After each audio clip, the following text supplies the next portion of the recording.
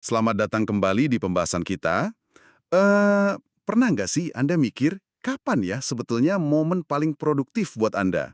Apakah pas lagi benar-benar sendirian gitu, pintu kantor ditutup, nggak ada gangguan sama sekali? Atau justru pas ada orang lain di sekitar? Mungkin di open office, walaupun ya masing-masing sibuk sama kerjaannya sendiri-sendiri. Atau jangan-jangan Anda itu tipe yang paling gas kalau kerja bareng tim, lempar ide, tanggung jawabnya dibagi-bagi. Nah, ternyata soal lingkungan kerja ini itu bukan cuma selera loh, bisa jadi ini kunci banget buat produktivitas Anda. Hari ini nih kita mau gali lebih dalam satu bab spesifik, bab 14, dari buku yang menurut saya menarik banget, Words That Change Minds, punya Shelley Rose Charvet. Bab ini fokus ke yang namanya gaya. Gimana preferensi kita soal lingkungan kerja, apakah kita ini cenderung independen, atau butuh proximitas, atau malah kooperatif. Itu ngaruh banget ke performa kerja, bahkan sampai kepuasan kita. Betul sekali, dan yang bikin ini makin relevan ya, sekarang ini pemahaman soal gaya kerja ini ternyata ada kaitannya loh, cukup erat malah sama isu sosial yang lebih gede, fenomena kesepian, yang sering banget disebut epidemi di zaman sekarang. Jadi, tujuan kita ngobrolin ini sekarang ya buat ngebekali Anda dengan pemahaman praktis soal gaya kerja ini, supaya bisa ngenalin diri sendiri atau mungkin rekan kerja, anggota tim, sekaligus juga kita lihat gimana ini semua nyambung ke gambaran yang lebih luas soal interaksi sosial dan ya kesejahteraan kita lah. Wah, menarik banget nih benang merahnya. Oke deh, kalau gitu kita langsung aja ya, kita urai konsep utamanya. Jadi, intinya gaya kerja menurut buku ini tuh apa sih?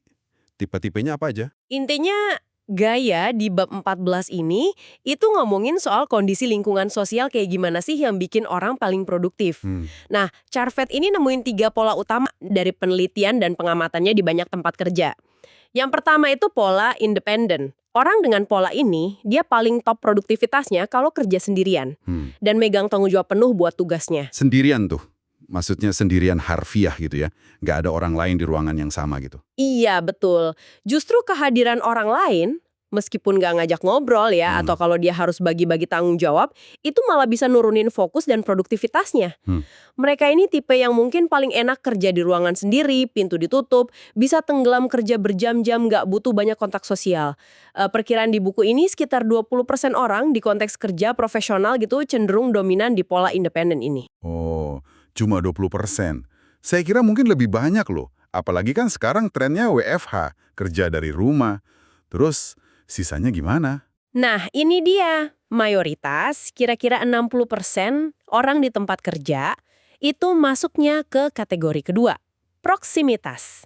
Ini yang menarik nih. Orang dengan pola proksimitas ini, dia butuh punya area tanggung jawab yang jelas. Ini punya dia nih. Tapi, dia justru lebih nyaman, lebih termotivasi, dan lebih produktif kalau ada orang lain di sekitarnya secara fisik. Bukan berarti harus kerja bareng ngerjain tugas yang sama ya, tapi sekedar kehadiran orang lain itu penting buat dia. Oh, jadi kayak dia butuh teritori pribadi, tapi dalam setting sosial gitu ya? Kayak punya meja sendiri di kantor yang rame gitu. Persis, ada kebutuhan buat interaksi, atau paling nggak ya kesadaran lah ada orang lain di sekitar, tapi sekaligus juga butuh batasan ruang pribadi yang jelas. Produktivitas mereka ini bisa turun drastis loh kalau dipaksa kerja sendirian banget, terisolasi total, atau sebaliknya, kalau harus berbagi tanggung jawab penuh dalam satu tugas yang sama, nggak jelas ini punya siapa. Mereka tuh di tengah-tengah gitu. Oke. Jadi udah ada independen 20%, proksimitas 60%, berarti sisa 20% lagi dong ya? Nah, itu dia, kooperatif. Beda nih sama proksimitas yang butuh orang lain di sekitar. Orang kooperatif ini benar-benar butuh ngerjain aktivitas atau tugas itu bareng-bareng sama orang lain. Mereka ini mekarnya justru pas tanggung jawab dibagi secara aktif dalam tim. Kolaborasi erat, brainstorming bareng, gotong royong capai target, itu sumber energi dan produktivitas mereka. Butuhnya itu kita, bukan saya, atau saya tapi ada kamu di sana. Pembagiannya jelas banget ya. Independen maunya sendiri, proksimitas butuh orang deket tapi tugas pisah, kooperatif maunya kerja bareng. Eh, tapi pola kooperatif ini kadang bisa disalahartikan nggak sih? Mungkin dianggap kayak kurang mandiri gitu. Bisa jadi ada persepsi gitu dari orang yang polanya beda ya. Di buku ini ada contoh, anekdot sih tapi lucu dan lumayan ngenah buat ngegambarin esensi kooperatif. Penulisnya cerita soal anak laki-lakinya yang paling tua, Jason, lagi asik sendirian main Lego, bikin perahu gitu. Tiba-tiba adiknya, Sam, umurnya baru 2,5 tahun, datang. Terus tanpa babi bu langsung aja ngancurin perahu itu. Waduh, kebayang itu marahnya si kakak. Ya jelas, Jason marah besar lah. Tapi yang menarik itu interpretasinya dari sudut pandang si adik si Sam. Menurut penulisnya, Sam ini kan polanya kooperatif kuat. Mungkin buat Sam, justru Jason yang salah. Kok berani-beraninya bikin mainan itu sendirian, nggak nungguin dia buat ikutan. Buat Sam, aktivitas itu ya harusnya dilakuin bareng. Kebutuhan buat bareng-bareng itu kuat banget, sampai dia nggak ngerti kenapa kakaknya mau main sendiri. Ini contoh ekstrim sih, tapi lumayan jelas ya soal dorongan dari dalam buat ngerjain bareng di pola kooperatif. Iya, iya. Contoh itu bantu banget ngebayangin bedanya. Bukan soal mana yang benar, mana yang salah ya, tapi emang kebutuhannya beda aja. Nah, kalau kita udah paham nih definisi ketiganya, pertanyaan berikutnya kan, gimana cara praktisnya kita ngenalin pola gaya ini? Entah di diri kita sendiri atau di orang lain, kayak anggota tim atau calon karyawan gitu. Nah, ini bagian yang aplikatif banget. Buku ini nyaranin metode yang lumayan efektif ya, lewat pertanyaan, tapi fokusnya ke pengalaman kerja yang paling memuaskan atau paling produktif buat orang itu. Kuncinya, jangan tanya langsung, Anda tipe independen, proksimitas, atau kooperatif gitu. Karena orangnya mungkin nggak tahu atau jawabnya berdasarkan apa yang dianggap ideal aja kan? Jadi, kita perlu gali dari cerita pengalaman mereka gitu ya. Betul, Anda bisa tanya misalnya, bisa ceritain nggak salah satu pengalaman kerja yang Anda rasa paling memuaskan, atau paling produktif, atau paling bangga gitu? Apa persisnya sih yang bikin Anda ngerasa gitu di pengalaman itu? Penting nih, minta contoh yang spesifik. Jangan jawaban normatif kayak, saya suka tantangan. Minta dia jelasin, situasinya gimana, apa yang dia lakuin, siapa aja yang terlibat waktu itu. Terus, apa yang perlu kita perhatiin dari jawaban mereka? Perhatiin banget bahasa yang mereka pakai, struktur kalimatnya, fokus ceritanya kemana. Bukan cuma apa yang diomongin, tapi gimana cara ngomongnya. Kalau polanya independen, Anda bakal dengar dominasi kata ganti orang pertama tunggal. Saya, sendiri, fokusnya pasti ke apa yang dia capai secara individu. Gimana dia tanggung jawab penuh, gimana dia nyelesain itu, ceritanya bakal fokus banget ke dia sebagai aktor utama yang mandiri. Nah, kalau yang proksimitas, ceritanya agak beda. Mereka juga bakal nyebutin tanggung jawab pribadinya kok. Itu area saya, tugas utama saya yang kerjain bagian X. Tapi, hampir pasti bakal diselipin referensi soal kehadiran atau interaksi sama orang lain. Misalnya, tapi saya perlu koordinasi rutin sama tim Y. Atau seneng aja bisa diskusi sebentar sama rekan sebelah kalau ada problem. Atau sekedar, kami duduk di lantai yang sama, jadi suasananya cukup hidup. Ada pengakuan soal lingkungan sosialnya. Meskipun intinya tanggung jawab tetap sendiri-sendiri, sementara itu kalau kooperatif, wah ini jelas banget biasanya. Banyak pakai kata ganti jamak. Kita, kami, tim kami. Fokus ceritanya itu soal upaya kolektif, sinergi tim, pencapaian bareng. Mereka bakal nekenin gimana kami bagi tugas, kami putusin bareng, kami berhasil karena kerja sama tim. Kata kunci kayak bareng-bareng, bagi tanggung jawab, kolaborasi, itu bakal sering keluar. Oh, oke. Jadi, dengerin pilihan kata saya versus saya, tapi ada mereka versus kami. Terus fokus ceritanya pas dia cerita pengalaman terbaiknya. Itu bisa ngasih petunjuk kuat ya soal pola gaya kerja yang paling bikin dia semangat. Ini bisa ngejelasin banyak dinamika di kantor ya. Kayak kenapa rapat brainstorming panjang itu bisa nguras energi banget buat si A, mungkin independen, tapi malah bikin si B semangat, mungkin kooperatif. Tepat sekali. Paham ini bisa bantu kita ngerti preferensi dan mungkin juga sumber frustrasi ya di antara rekan kerja atau anggota tim. Oke, ini pemahaman yang berharga banget. Sekarang kita coba bawa ke level aplikasi yang lebih konkret lagi yuk. Gimana pemahaman soal 3 gaya kerja ini bisa kita pakai secara praktis?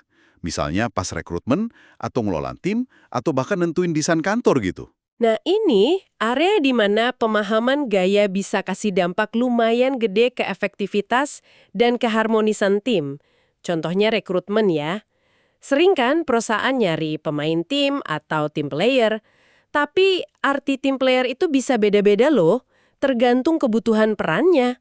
Kalau kita butuh manajer yang bisa mimpin tim, nentuin arah tapi juga bisa kerja sama, mungkin yang kita cari itu bukan orang yang murni kooperatif, yang maunya semua diputusin bareng melulu.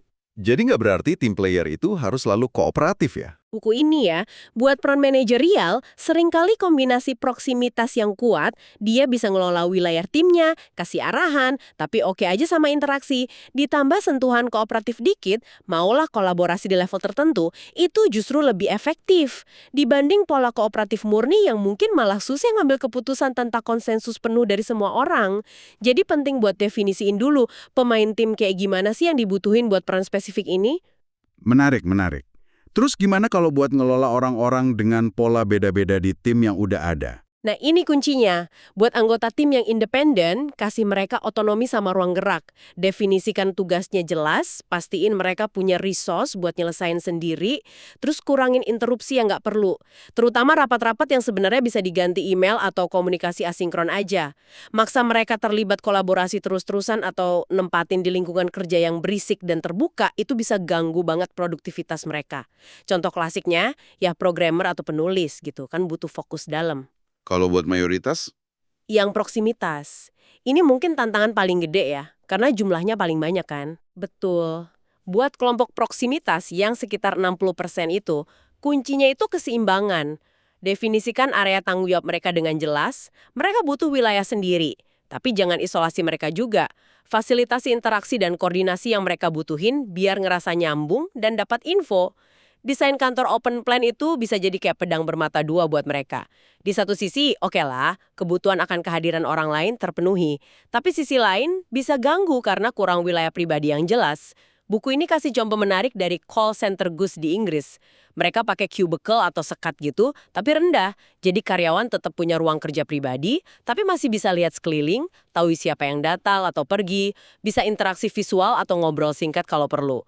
Ini ngakomodir kebutuhan proksimitas soal kesadaran sosial tanpa ngorbanin ruang pribadi sepenuhnya. Kalau di kerja virtual, mungkin ini artinya ya platform komunikasi yang memungkinkan interaksi informal selain rapat formal, atau ada ruang virtual bareng yang sifatnya opsional. Lalu buat yang kooperatif, kayaknya lebih gampang ya. Tinggal masukin aja ke tim. Ya, pada dasarnya gitu, tapi perlu dirancang dengan sengaja juga.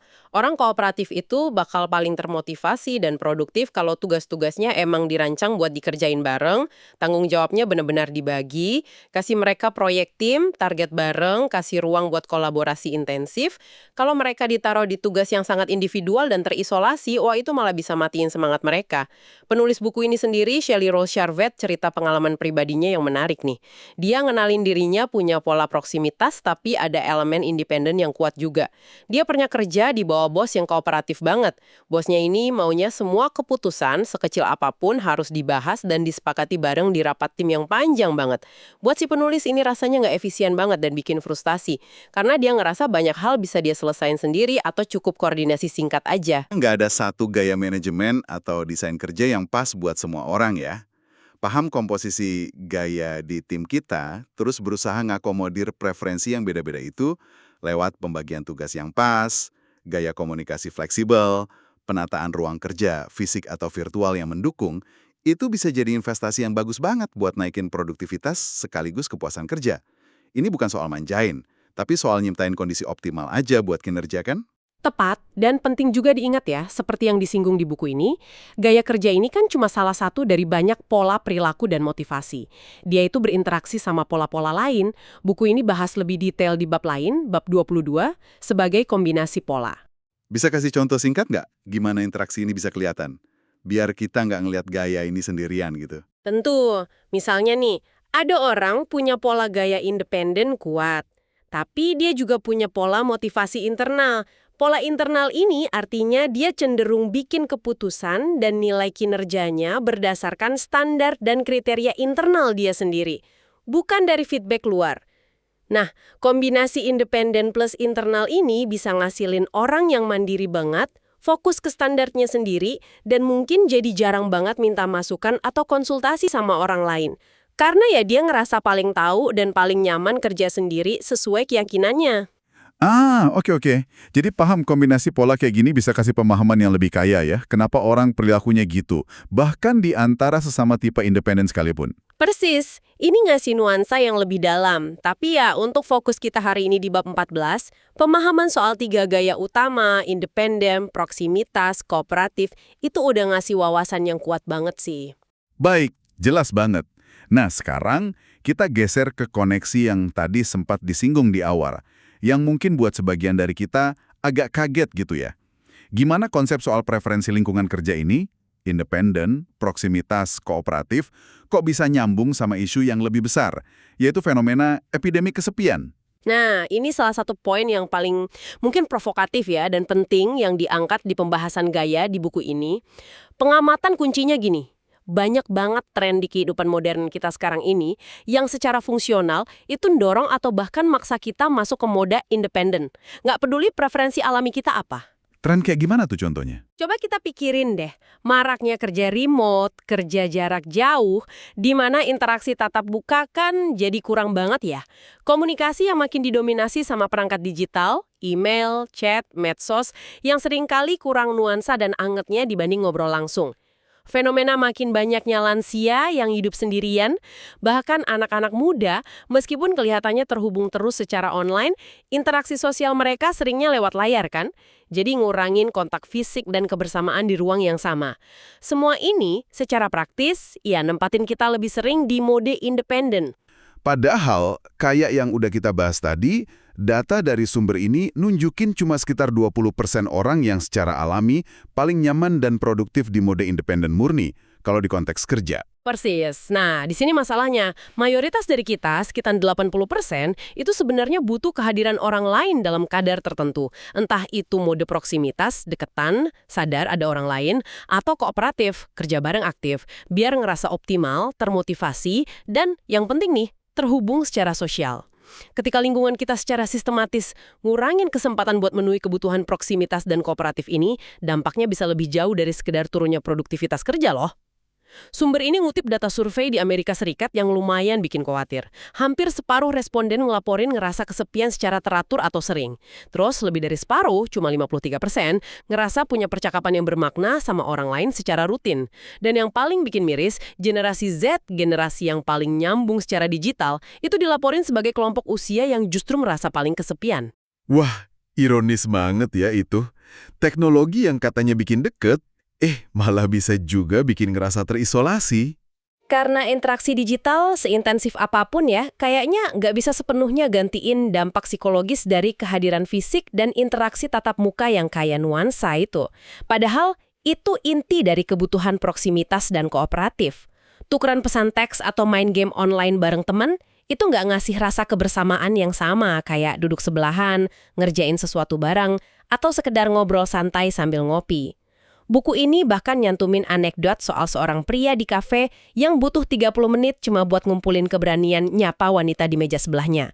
Itu nunjukin betapa interaksi spontan tatap muka bisa jadi sesuatu yang canggung atau langkah ya di zaman sekarang. Ini benar-benar pengingat yang kuat ya, betapa dasarnya kebutuhan kita sebagai makhluk sosial itu ya koneksi manusia yang otentik. Dan ternyata, preferensi gaya kerja kita itu salah satu cermin dari kebutuhan dasar itu. Kita tuh nggak dirancang buat sepenuhnya independen. Tepat sekali, dan implikasinya luas banget. Buku ini nekanin perlunya kita secara sadar bangun dan pelihara komunitas. Baik di tempat kerja, tempat tinggal, atau tempat kita beraktivitas. Komunitas yang secara aktif dukung gaya proksimitas dan kooperatif.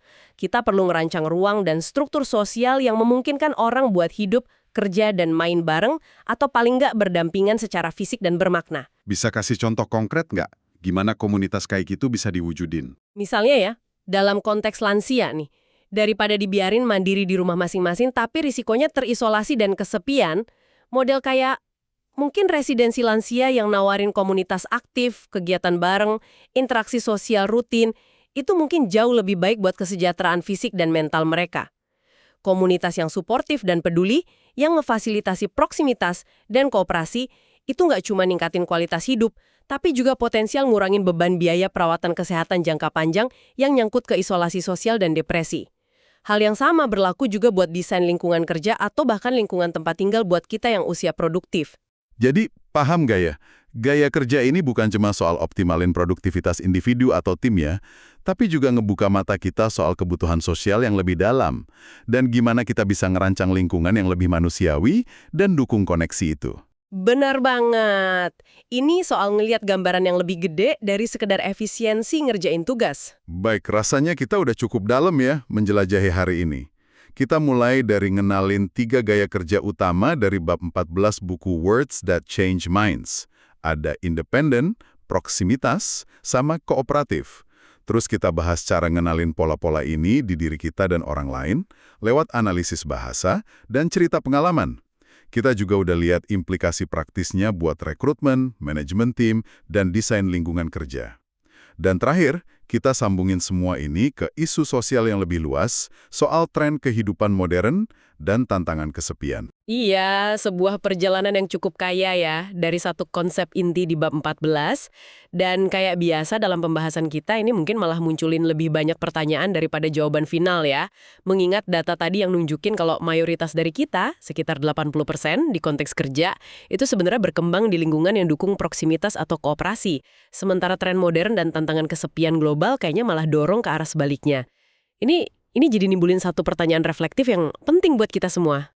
Pertanyaan kayak gimana tuh? Pertanyaannya gini, gimana caranya kita sebagai individu, sebagai manajer, sebagai perancang kebijakan, atau bahkan sebagai anggota masyarakat bisa secara sadar dan sengaja mulai ngerancang ulang lingkungan kita? Bukan cuma tempat kerja fisik atau virtual ya, tapi juga komunitas tempat kita tinggal dan interaksi. Gimana kita bisa nyiptain ruang dan kesempatan yang nggak cuma ngejar target produktivitas doang, tapi juga secara aktif melihara dan numbuhin lagi koneksi sosial yang otentik, yang ternyata krusial banget buat kesejahteraan mayoritas dari kita. Gimana kita nyeimbangin kebutuhan efisiensi sama kebutuhan dasar buat terhubung? Wah, pertanyaan besar yang bagus banget buat kita bawa pulang dan renungkan ya. Gimana kita bisa lebih proaktif bangun jembatan koneksi di tengah dunia yang kadang rasanya makin kepisah-pisah ini? Terima kasih banyak sudah menyimak pembahasan mendalam kita kali ini. Semoga wawasan dari bab 14, Words That Change Minds, ini ada manfaatnya buat Anda. Sampai jumpa di kesempatan berikutnya.